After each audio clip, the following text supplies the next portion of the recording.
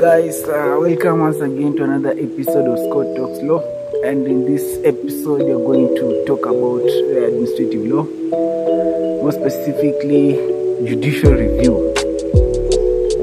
So judicial review, this is an examination in which decisions are made by administrative bodies, by the court. So the court examines the procedure that was followed in coming up with these decisions. Was it fair? Was it just and reasonable? Did it conform to the rules of natural justice? Did it conform to the principles of administrative law? Was the decisions by these administrative bodies of private institutions reasonable? Was it reasonable? So this is the examination procedure that the court examines the issues made by the administrative bodies to ensure that those decisions, if they were not fair, they can be remedied either by mandamus, certiorari, and prosecution. So, in the case of Chief Constable of Northwater Police versus Evans, the 1982, the purpose of judicial review are that to prevent excessive power by the administrative bodies. You know, when these powers are just left to work in their own ways without being checked, they might abuse their power. And Lord Acting says that powers tend to abuse and absolute power tend to abuse absolutely.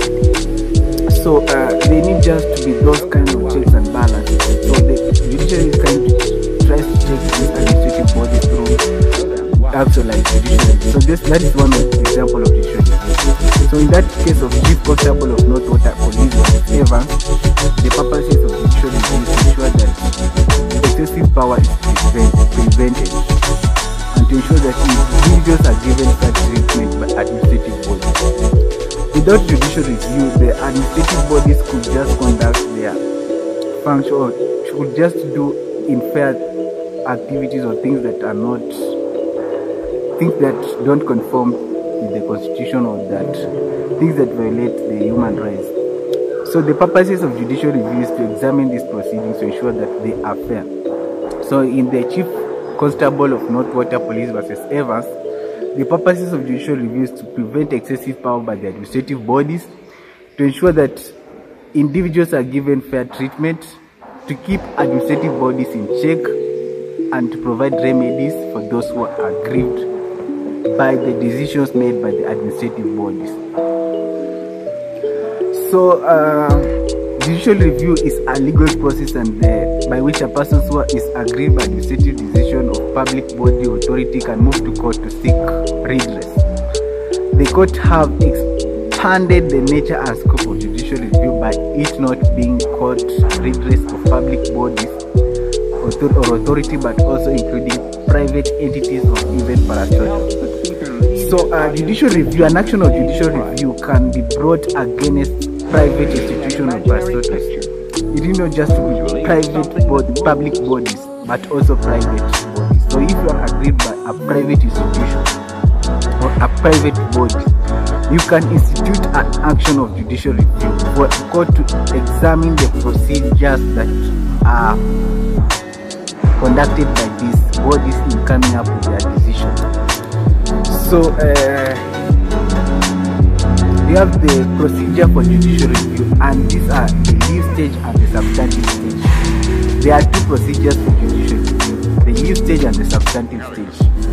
Under the leave stage is where you file the following documents: the certificate of urgency, the chamber of summons application, and the statutory statement and the verifying affidavit.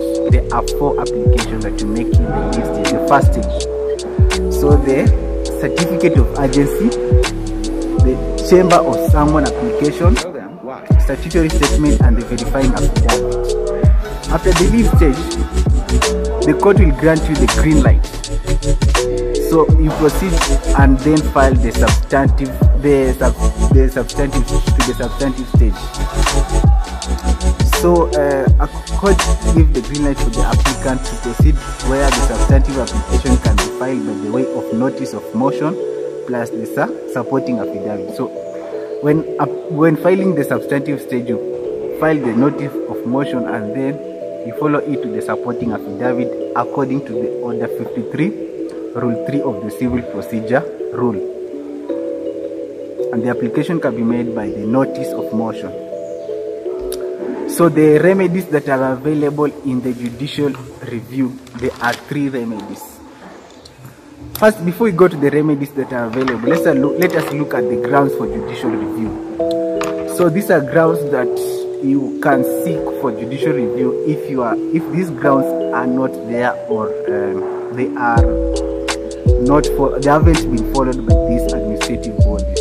The first ground is illegality. If a decision is made on grounds of illegality or does not conform with the constitution or any particular law, then you can seek an action of judicial review. So the second ground is ultra-virus, and this means beyond its powers. If an administrative body conducted its functions beyond its powers, then you can bring an action for judicial review. So there are those powers that administrative bodies are given, and they should not exercise excess powers beyond which they are given by the provisions or any law.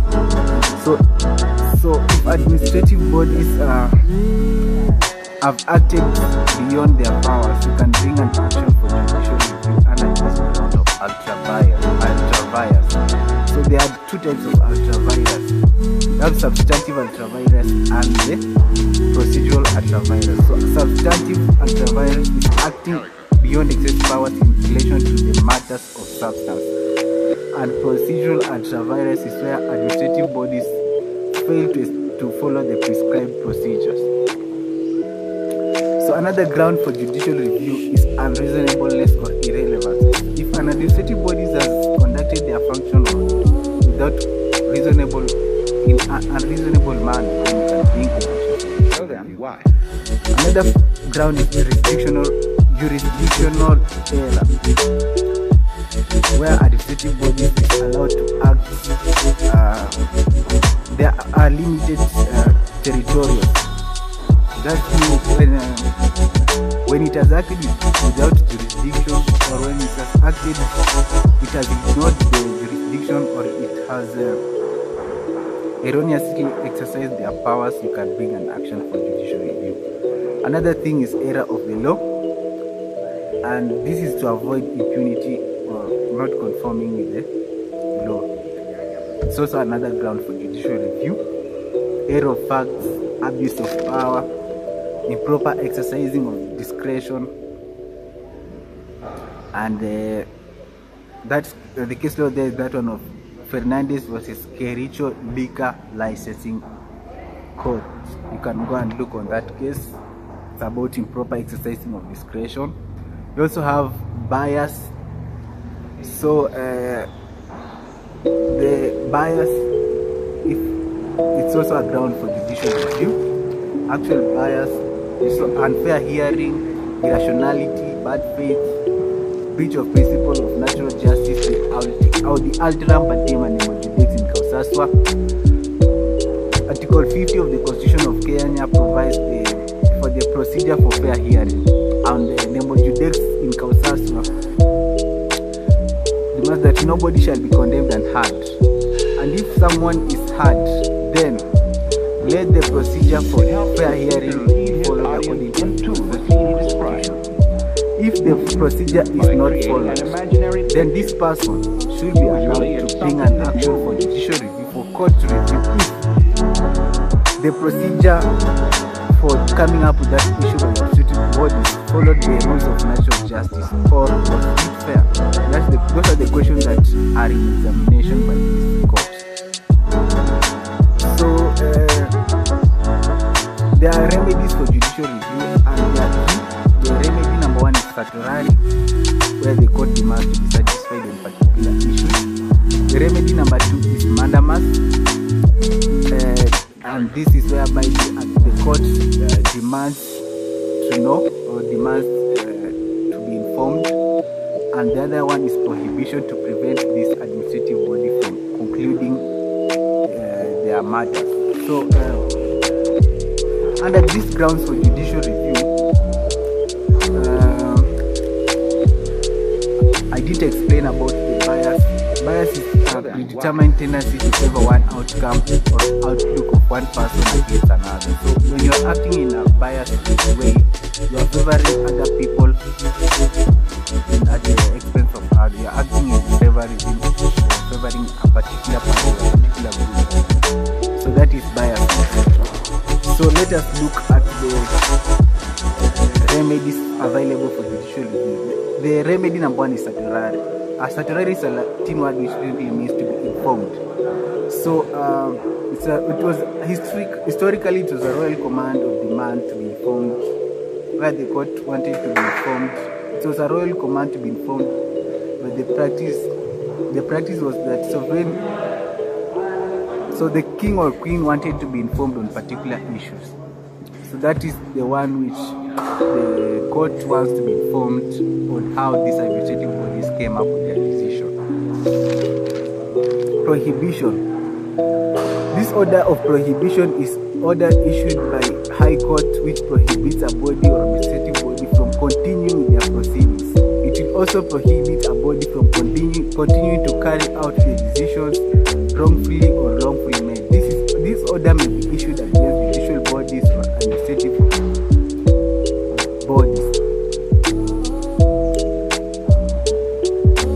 It helps the speaker lead his performing duties at home. So it's also issued to stop the public from continuing the proceedings that are ultra-virus. So this is just an order to prohibit or to stop continuation of proceedings that are unfair or are not just or reasonable.